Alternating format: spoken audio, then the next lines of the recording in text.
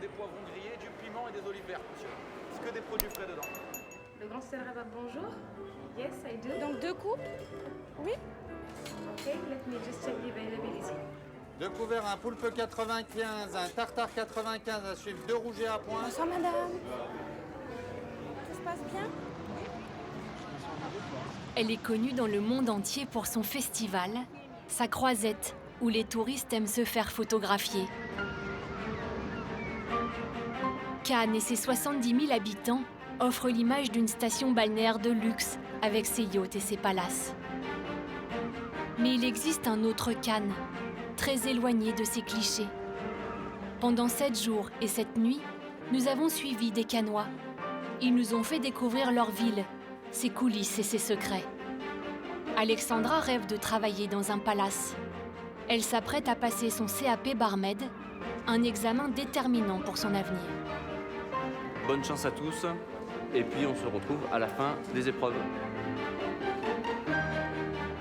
Christophe, lui, est responsable des musées. Cette semaine, il organise pour la première fois un événement exceptionnel. Des fouilles archéologiques ouvertes au public. On est ici. Ça. On dirait des dents. Oh là là. Sur l'un des sites les plus secrets de la ville, l'île Sainte-Marguerite. Jean-Charles Orceau était international de rugby. Il est devenu maraîcher bio. À la fin de la semaine, il doit livrer une commande particulière à un chef étoilé de Cannes. Quelque chose qui ressemble à ça? Ça serait parfait.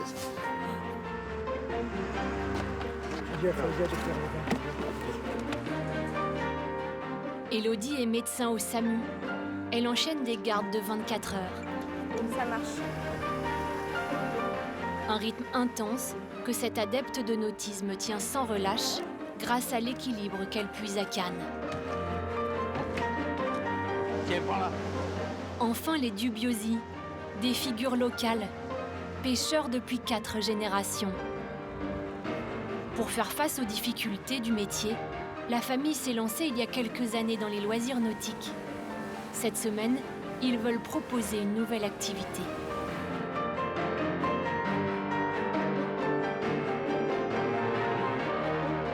Pendant 7 jours et 7 nuits, nous avons suivi des Cannois, tous unis par une même passion pour leur ville.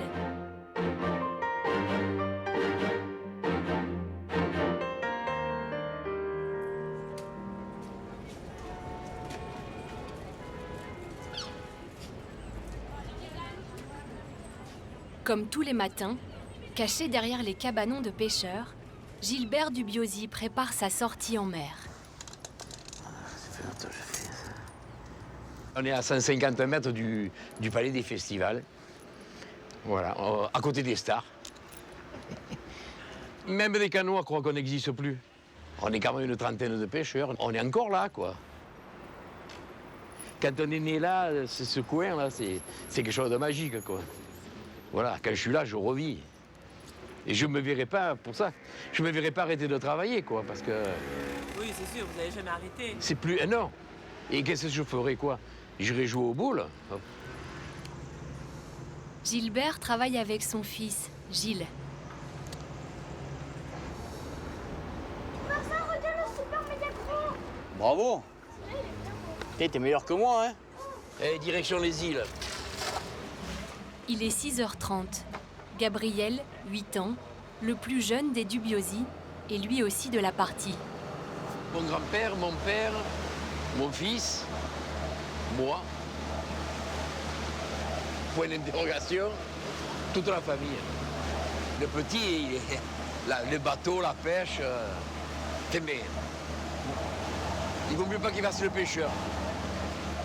Je n'aime pas trop, moi. Enfin, après, hein, c'est métier en voie de disparition.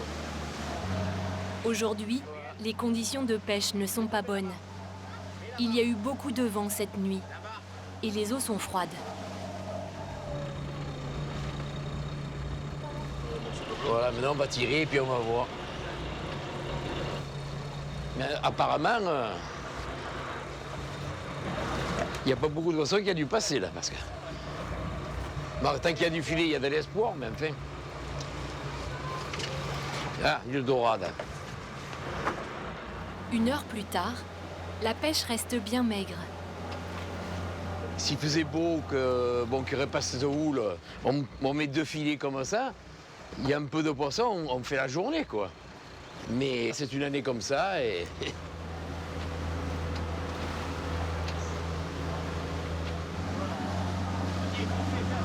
Hein? Non.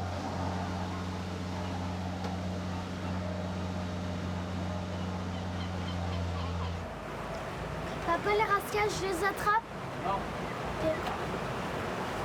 Ah, avec le seau.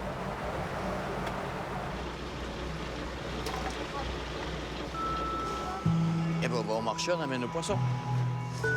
C'est lourd? C'est trop lourd pour toi? Merci. Je prends. Cool. Hein? Les prises sont vendues au marché Fortville, en plein centre de Cannes. C'est là qu'Annie Dubiosi, la femme de Gilbert, tient son étal. C'est tout? On n'a rien pris, t'as vu? Ouais, j'ai vu, ouais. Ça fait 47 ans. Presque centenaire, ça continue. Qu'est-ce que tu cherches? C'est à manger. Rien, je vais rien acheter. Bon, je lâche à manger. Il voudrait qu'elle m'achète les petites douceurs, mais non. Je ne prends pas de poisson. Rien. À midi, je mange pas. Oui, c'est la dorade sauvage, elle vient d'arriver. Ouais? Allez. Non, il a rien pris aujourd'hui, rien du tout. Les Dubiosi sont inquiets. Les filets ne sont pas à la hauteur de leurs attentes ces derniers temps. Allez, je remballe alors. Hein. Mais ils restent incontournables dans les allées du marché. Parmi leurs clients, Christophe, un habitué. Je viens régulièrement, c'est le marché qui est juste au pied du quartier où je travaille, dans le Suquet. Et c'est le marché typique, le magnifique marché provençal. Marché couvert, on a tous les produits frais de la région. Bonjour. Comment ça va? Ça va, très bien. Bonjour. Ton fils? Directeur du grand patron. Eh, bonjour. Et le petit-fils. Et le petit. Oh, mais là, Les 3 générations de pêcheurs. Mais ça sous réserve, mais après... Ce sont les pêcheurs qui ont sauvé la tour d'Acastre. Voilà, normalement, oui. Ça, c'est une histoire que j'ai toujours entendu dire. Oui, moi aussi. Ouais. Qu'à la fin du 19e siècle, le propriétaire du château voulait utiliser la tour comme une carrière. Et il a commencé à la démonter. Et c'est les pêcheurs qui l'ont sauvé. Arrêté, ça fait une insignure pour les bateaux qui viennent d'Italie ou de Marseille. Voilà, c'était le point qu'on pouvait repérer sur la côte. Pour pas qu'ils se prennent dans les rochers. Et alors, quand on est en haut, quelle vue. Ah oui, c'est la vue.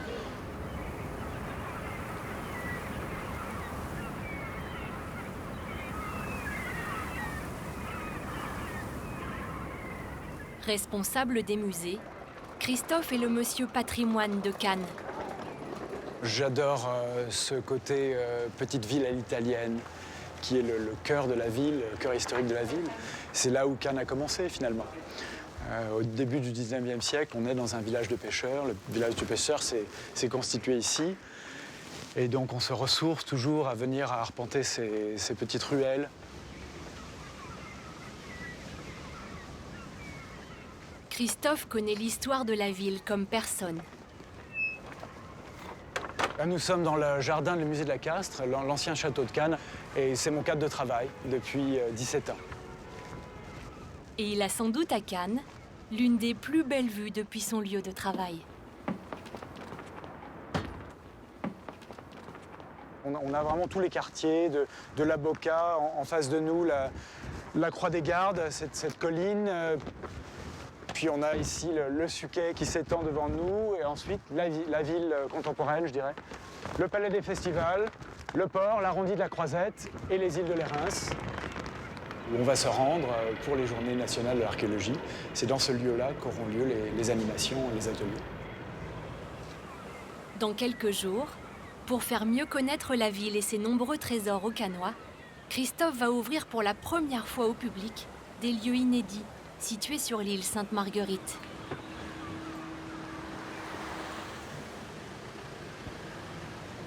À l'autre bout de la Croisette, À 10h, Alexandra part travailler. Je suis née à Cannes, après je suis partie dans le Gard et je suis revenue parce que je voulais travailler dans un palace. C'est une ville où il y a beaucoup de palaces. Puis j'aime bien aussi Cannes, il y a la mer, c'est sympa pour travailler et vivre aussi. Alexandra est apprentie dans le bar d'un grand hôtel. Bonjour madame. Bonjour monsieur. Pour le Campari orange, Alexandra, vous mettrez l'orange à part. Et vous oublierez pas de mettre les petits macarons avec. La jeune fille suit un CAP de barmaid à Cannes et effectue son apprentissage sous l'œil attentif de son chef, Laurent. Alexandra, vous avez le droit de sourire aussi, hein, vous pouvez. Je suis stressée. Donc un peu de champagne aussi. Merci. Merci. J'ai toujours voulu être dans un palace, mais après, c'est pas pareil que dans les restaurations normales. Il faut faire attention à tout. Chaque détail compte. Alexandra est sur la bonne voie. C'est une élève assidue. C'est une fille qui travaille très bien à l'école, qui prend énormément sur elle. Chez elle, elle passe 2-3 heures tous les jours. C'est une élève qui est très motivée, quoi.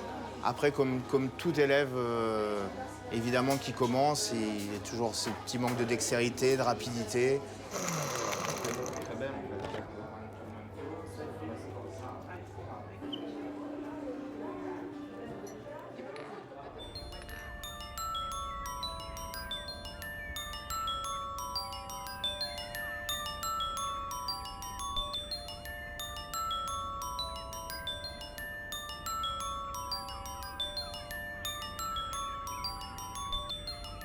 Cette semaine est importante pour Alexandra.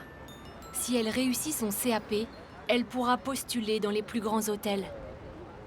En attendant son examen vendredi, c'est l'heure des dernières révisions. Ça va, pas trop stressé? Un petit peu pour réviser encore. Hein. Ouais, mais là on va faire les cocktails, au moins après on est bien, on est bon. C'est parti. Moi je stresse, hier, j'ai pas dormi. Ce soir, elle revoit chez elle ses cours avec sa copine Noémie. Les short drinks, les long drinks. Un peu de cocktail. Voilà, et après ça sera à moi, on fait chacune notre tour, ça sera mieux. Ouais, on s'interroge mutuellement. Ouais. Bon, t'es prête? C'est bon. Le Pussifoot. Donc 8 centilitres de jus d'orange, 3 centilitres de jus de citron et un jaune d'œuf. Ouais, en déco, c'est un truc grenadine. Sinon, c'est bon, tu sais. Alors le Bellini. Bellini, c'est 4 centilitres de nectar de pêche et 8 centilitres de champagne direct au verre, servi dans une flûte à champagne. Et le Florida. Pour devenir barmaid, il faut connaître par cœur la formule de plus de 70 cocktails. Ben ça avance, hein, petit à petit. Du pour et du contre. Il y en a qu'on y arrive bien et d'autres, c'est un peu plus compliqué. Le pick me up. Je l'avais appris, je me rappelle plus. Je crois qu'il y a citron, grenadine. Non. Alexandra a encore quelques jours pour connaître toutes les compositions sur le bout des doigts. Frapper, verser dans une flûte à champagne et compléter le champagne. 1-3-3. Mais Cannes, ce n'est pas que la Croisette et le port. Jean-Charles Orceau est maraîcher sur les hauteurs de la ville. Bonjour. Là Christian, forme. Je voulais vous voir parce qu'on a toujours ce problème de pucerons qu'on n'arrive pas à résoudre. Je ne sais pas s'il faut augmenter les doses ou s'il faut... Oui, on je essaie pense ça. que c'est ça. On ne va pas passer à l'étape supérieure. Ce serait dommage de faire un Ça serait insecticide dommage, voilà, même même bio. que ce soit un insecticide bio. Même. Allez, je vais prendre la commande. Ok, pas de souci. Très bien.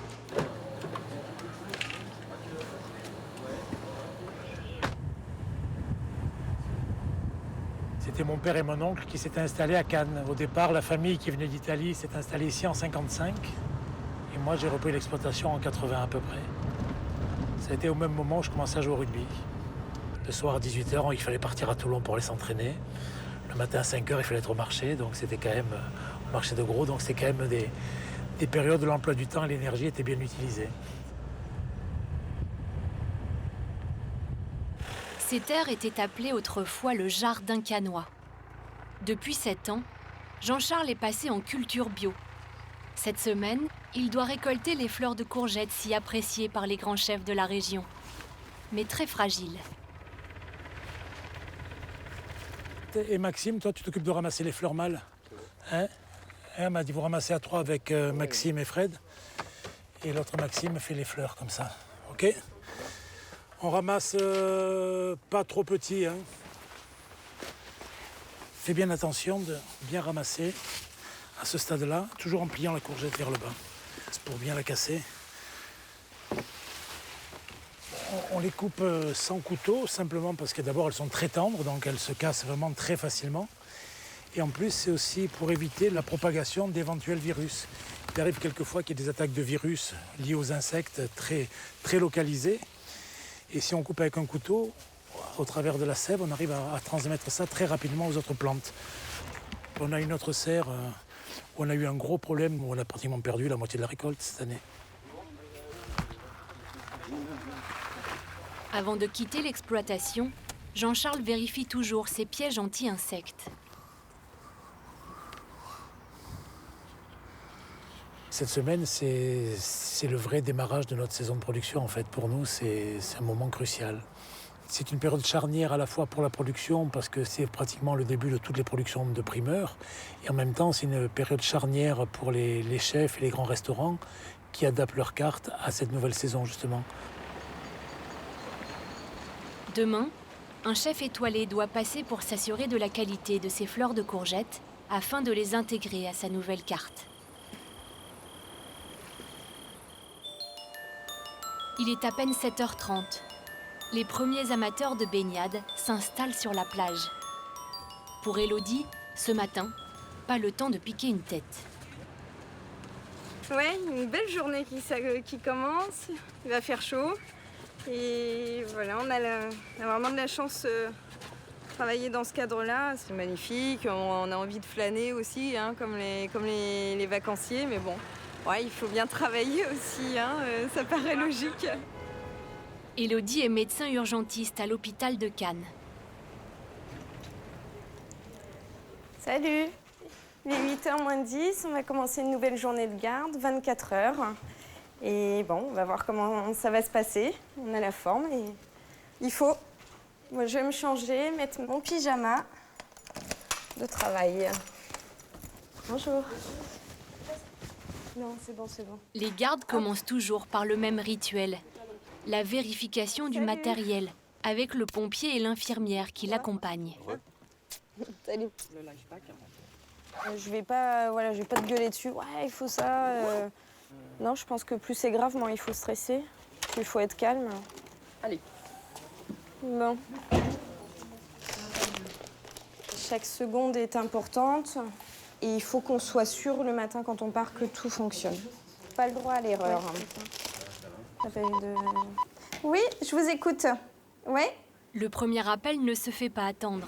Rond-point des Gabres. Allez, on y va, merci.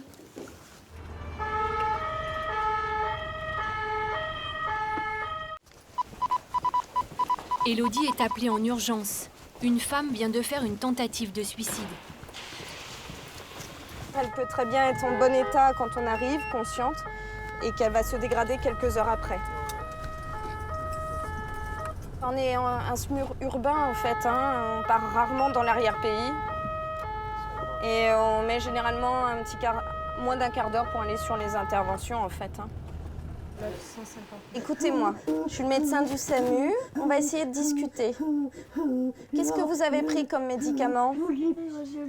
Madame, on est là pour vous aider. La femme est encore consciente, mais son état inquiète Élodie. Il faut la transporter à l'hôpital.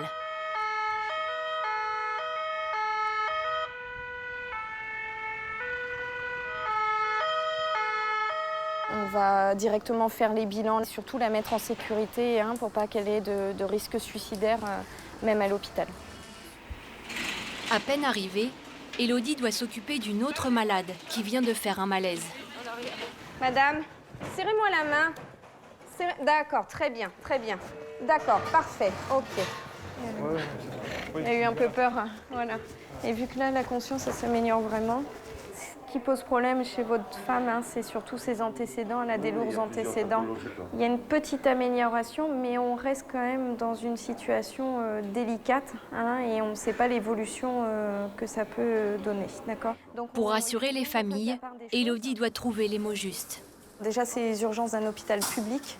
Donc sur Cannes, on a des gens très fortunés, que ce soit des Cannois ou des touristes, mais on a aussi, hélas, des patients qui sont dans une grande misère sociale. On est là pour soigner tout le monde de la même manière. Élodie enchaîne les interventions jusqu'à 8 h du matin.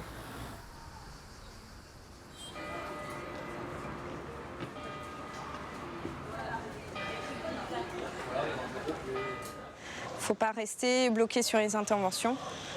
On y pense toujours un peu sur les cas très graves, mais voilà, il faut savoir passer à autre chose pour revenir le lendemain. Et c'est vrai que dans ce cadre de vie, c'est quand même plus facile.